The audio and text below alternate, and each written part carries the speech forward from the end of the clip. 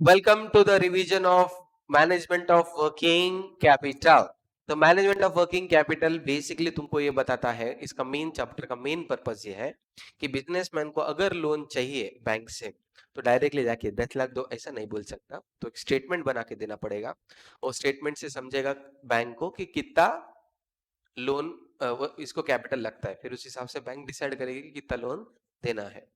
तो पूरा का पूरा लोन तो नहीं मिलता, थोड़ा बहुत पार्ट अपने को लगाना है, थोड़ा बहुत बैंक को लगाना है। तो इसका सबसे पहले ये समझना पड़ेगा कि ये जो चैप्टर है इसमें दो अप्रोचेस है। कौन से? Yes, cash cost approach, total approach. Cash cost approach और टोटल अप्रोच में एक फर्क है। टोटल अप्रोच के अंदर डेटर्स, एक मिनट, डेटर्स किसके बेसिस पे सॉल्व होंगे? टोटल अप्रोच में सेल्स, और कैश कॉस्ट में सेल्स में से अपन क्या माइनस करेंगे? प्रॉफिट माइनस करेंगे एंड डेप्रिसिएशन माइनस करेंगे। ये दो चीजें माइनस करेंगे and closing stock of finish goods.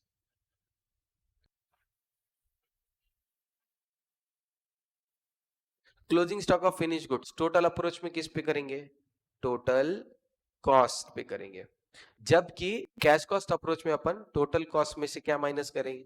Very good, depreciation minus करेंगे। इवन डब्ल्यूआईपी के टाइम पे टोटल अप्रोच अपन मटेरियल लेबर ओवरहेड्स पे लेंगे।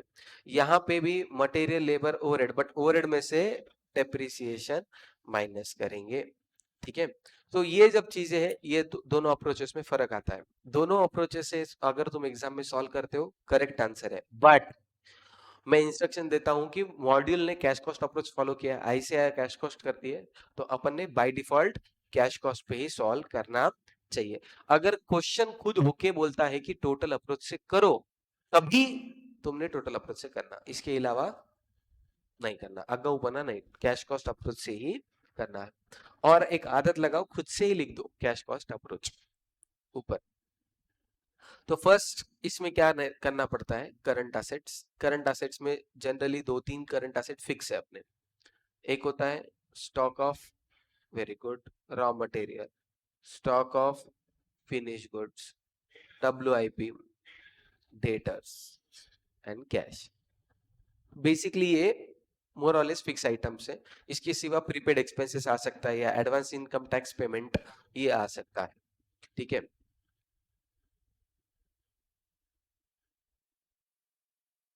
Okay. Stock of raw material, अभी स्टॉक ऑफ रॉ मटेरियल कैसे निकाला जाता है? Stock of raw material question में जनरली तुमको दिया रहता है कि कितने यूनिट कंपनी ने प्रोडक्शन किए। सेल इंपॉर्टेंट नहीं है, रॉ मटेरियल के स्टॉक के लिए क्या इंपॉर्टेंट है? प्रोडक्शन, क्योंकि इसके लिए रॉ मटेरियल किसके बेसिस पे निकलता है? कंजम्पशन के बेसिस पे, कंजम्पशन। अगर से फॉर एग्जांपल क्वेश्चन ने दिया वाला है कि फिनिश गुड्स 1 लाख प्रोड्यूस हुए एंड डब्ल्यूआईपी 10,000, तो तुमने क्या लेना चाहिए इधर? 1 लाख इंटू या 10,000 इंटू? वेरी गुड, 1,10,000 इतने यूनिट्स है। अगर सपोज मटेरियल का कॉस्ट है 50, लेबर का है 25, ओवरहेड है 40, तो इसको इंटू क्या करेंगे अपन? मटेरियल का कॉस्ट। ये हो गया total consumption. Total consumption into, अभी क्वेश्चन में तुमको दिया रहता कि रॉ मटेरियल कितना स्टॉक रखते, 1 महीना, 2 महीना, 4 हफ्ते, 30 दिन, जैसा भी है। अगर दिन में दिया है तो 30 इंटू डिवाइडेड बाय 365 या 360, जैसा क्वेश्चन ने बोला है। अगर मंथ्स में बोला है तो 1 मंथ बाय 12 मंथ्स ऐसा कर देना। अगर वीक्स में दिया है तो डिवाइडेड बाय 52 ऐसा कर सकते हैं। तो सपोज अपने को दिया है 2 महीने का, तो इंटू 2 डिवाइडेड बाय 12 ऐसा करेंगे। इसमें कोई प्रॉब्लम? जितने यूनिट्स तुम्हारे मैन्युफैक्चर करे इंटू रॉ मटेरियल का रेट इंटू 2 महीना इंटू डिवाइड बाय 12 ये कर देना। ओके, अभी stock of finish good. Stock of finish good generally question में दिया रहता कि कितने यूनिट्स का है। कितने यूनिट से? सपोज इस क्वेश्चन के केस में 25,000 यूनिट से। इंटू इंटू क्या करेंगे अपन? इसको अपन सपोज ये कॉस्ट आया टोटल, एक मिनट इसको थोड़ा राउंड ऑफ कर देते हैं। हाँ, 80, 120, इसमें 30 रुपए का प्रॉफिट, टोटल 150, और ओवरहेड में 10 रुपए का डेप्रिसिएशन।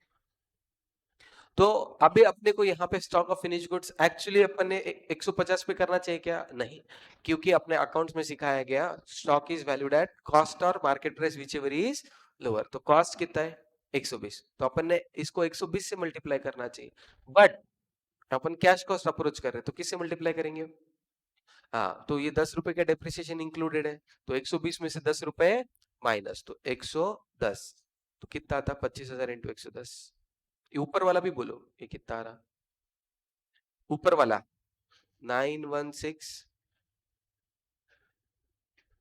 ओके, 91,16,667, और इसका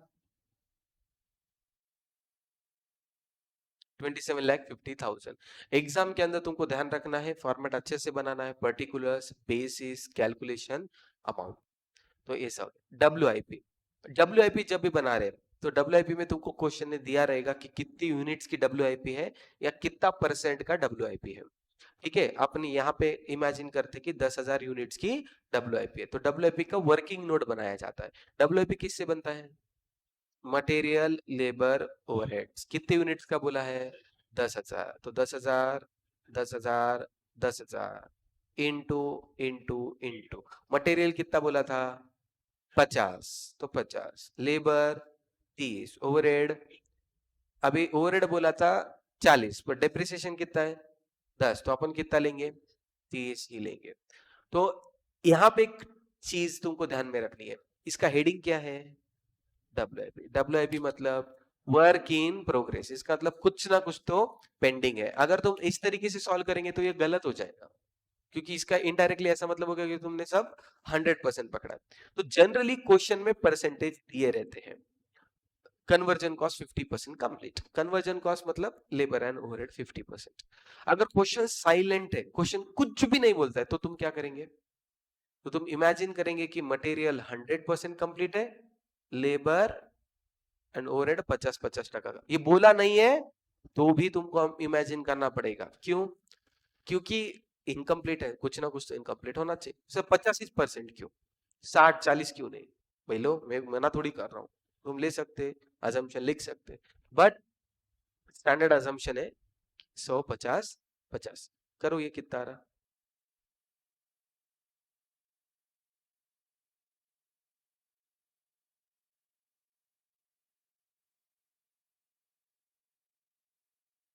8 लाख आया। फिर वर्किंग नोट ऊपर जाके यहाँ पे अपडेट कर दो 8 लाख। डेटर्स, अभी डेटर जनरली क्वेश्चन ने बोला रहता है, यहाँ पे तुमको ध्यान देना है कि डेटर ये सिर्फ क्रेडिट सेल्स के होते हैं, और कंफ्यूज ये हो जाते हैं, तुम एग्जाम में कैश सेल को भूल जाते हो। अगर क्वेश्चन ने बोला है कि सेल्स कितना है, सेल्स है 80,000 यूनिट्स, कितने? 80,000 यूनिट, इसके अंदर cash cell and credit sale. अगर कैश सेल बोला है 20%, तो इनडायरेक्टली क्रेडिट सेल कितना हो जाएगा? 80%। एक क्वेश्चन अपने किया था क्लास के अंदर कि वहां पे बोला था कि cash cell is 75% less than credit sale. Cash cell is 75% less than credit sale. तो इसको कैसे सॉल्व करना? चलो, इसमें मैं नंबर चेंज करता हूं, फिर तू बोलो। कैश सेल इज, हाँ, 50% लेस देन क्रेडिट सेल। मुझे बताओ, मतलब 100 रुपए के सेल में कितना कैश कितना क्रेडिट?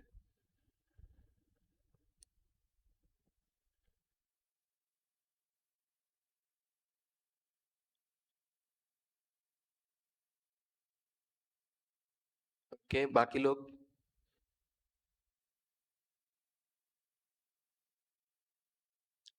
आ रहा क्या? अगर क्रेडिट सेल 100, तो कैश सेल कितना हो जाएगा? 50% लेस 50। तो अपने को किस रेशियो में बांटना पड़ेगा?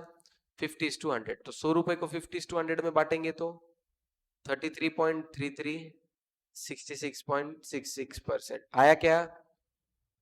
तो ऐसे निकालना चाहिए और फिर उस हिसाब से करना। तो अभी अपना इस क्वेश्चन में क्या बोला है? 80,000 units, cash cell 20, credit sale 80। तो कैसे निकालेंगे डेटर्स?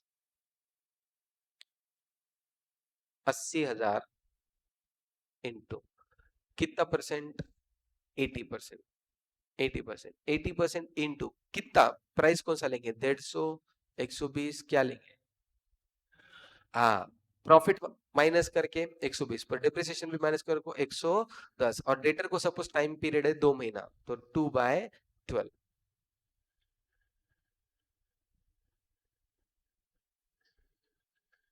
11 लाख। कैश का बैलेंस जनरली क्वेश्चन ने खुद ही दिया होता है, 2 लाख अपन लिख देंगे। Advance income tax, income tax वगैरह की एडजस्टमेंट कैसे सॉल्व करना।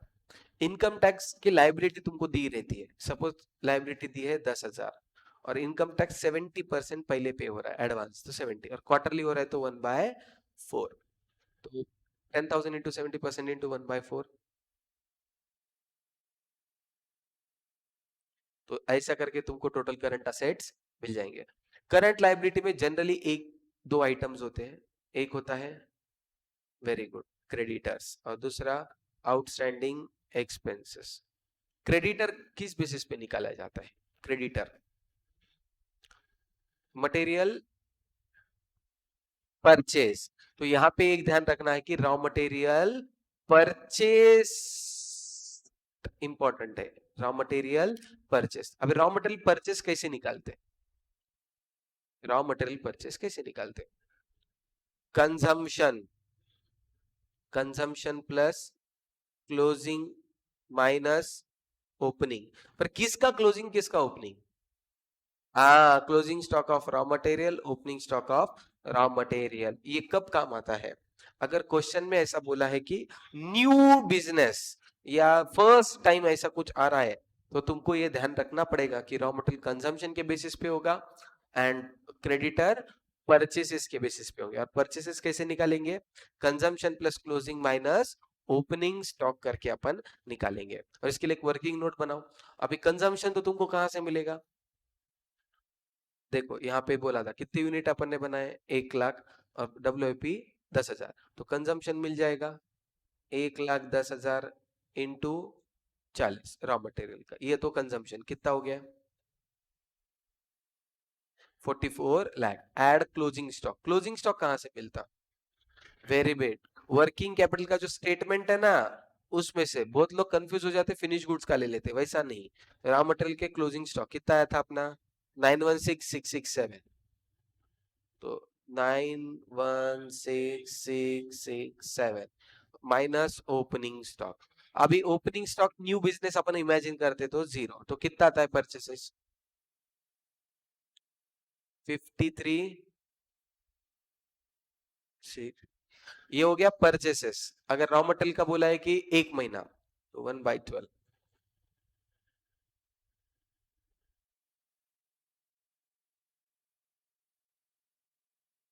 तो इतना आता है। तो तुमको ध्यान रखने का है कि रॉ मटेरियल के परचेसेस निकालने पड़ेंगे, क्योंकि क्रेडिटर परचेसेस के होते हैं, और परचेसेस किसका होता है, रॉ मटेरियल का। तो रॉ मटेरियल का कंजम्पशन निकालो, कंजम्पशन करके ऐड क्लोजिंग स्टॉक करो, क्लोजिंग स्टॉक तुमको स्टेटमेंट से मिलेगा, लेस ओपनिंग स्टॉक करो, परचेसेस मिल जाएंगे। आउटस्टैंडिंग एक्सपेंसेस, अभी आउटस्टैंडिंग एक्सपेंसेस कैसे निकालते, जो भी तुम्हारी P&L स्टेटमेंट बनाया रहेगा, लेबर ओवरहेड, इसका ले लो, और ओवरहेड में डेप्रिसिएशन हटा के लेना, ठीक है। तो ये तुमको ध्यान में रखने का है, जितना भी टाइम पीरियड बोला है उतना। अभी इस चैप्टर में और अलग अलग क्या हो सकता है, अलग होता है कि अगर क्वेश्चन ने स्टेटमेंट में क्या दिया कि 4 week is equal to 1 month, अगर ऐसा क्वेश्चन ने दिया है 4 week is equal to 1 month, तो दो अजम्पशन बन सकते, कौन से दो अजम्पशन, 12 मंथ्स 48 वीक्स, या फिर 50, हाँ 52 वीक्स 13 मंथ, दोनों में से कौन सा, कोई भी एक करो, पर एक ध्यान में रखना, वीक्स आए तो 48 लेना, मंथ्स आए तो 12 लेना, और नीचे का अगर लेते हो अजम्पशन, तो वीक्स 52 लेना, मंथ 30 लेना, दोनों में से कुछ भी कर सकते हो, नो प्रॉब्लम। फिर अपन आए थे working capital cycle, working capital cycle मतलब कॉन्सेप्ट, हाँ कितने देर में बिजनेस में कैसा कैश टू कैश में, कैश का किस में जाता, रॉ मटेरियल, रॉ मटेरियल का WIP, WIP का फिनिश गुड्स का डेटर, डेटर का वापिस से कैश। तो एक क्वेश्चन करे थे अपन,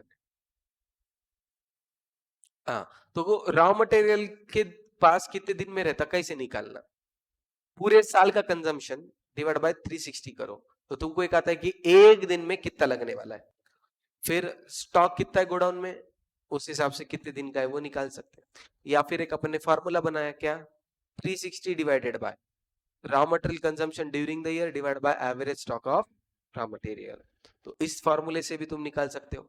तो ये ऑपरेटिंग साइकिल आता है। साइकिल जितनी बड़ी उतना अच्छा या बुरा, हाँ जितनी साइकिल छोटी उतना अच्छा। इस साइकिल में से क्रेडिटर का टाइम पीरियड तुमने माइनस करना चाहिए, तो उससे एक आता। अगर सपोज मैं बोलता हूँ कि ऑपरेटिंग साइकिल 84.6 डेज, इसका मतलब क्या है, हाँ बिजनेस में इतने दिन के लिए अपने पैसे अटके नहीं, या फिर इतने दिन में कैश अपने वापस से कैश कर, अगर कैश कैश में होके आ रही तो करना क्यों है, बढ़ के आएंगी, उसमें प्रॉफिट ऐड होके आएगा। अगर साल में 84.6 डेज में होता तो साल में कितने साइकिल,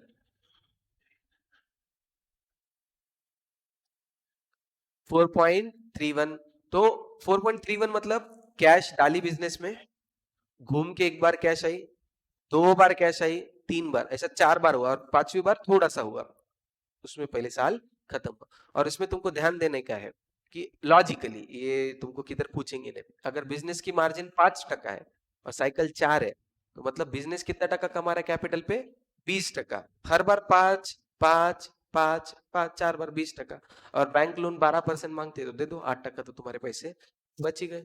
समझ में आया? ओके, ऑपरेटिंग साइकिल इस साइड में।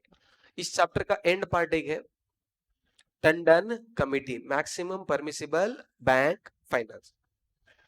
इसमें तीन मेथड्स है, मेथड 1, मेथड 2, मेथड 3। मेथड 1 के हिसाब से फाइनेंस कितना होगा, 75% of current asset minus current liability, इस हिसाब से सबसे ज्यादा फाइनेंस आता है। अगर इसे थोड़ा कम देने का है तो सेकेंड मेथड आना, 75% of current assets minus current liability, यहाँ पे 75% करंट असेट को लगता है, लायबिलिटी को नहीं लगता। इससे थोड़ा कम फाइनेंस आएगा। इससे भी कम अगर देने का है तो 75% of current asset minus core current assets minus current liabilities, तो इसमें करंट असेट में से कोर करंट असेट पहले माइनस करो, फिर उसको 75% लगाओ, फिर माइनस करंट लायबिलिटी, और कम फाइनेंस हो जाता है। ठीक है, तो ऐसा है।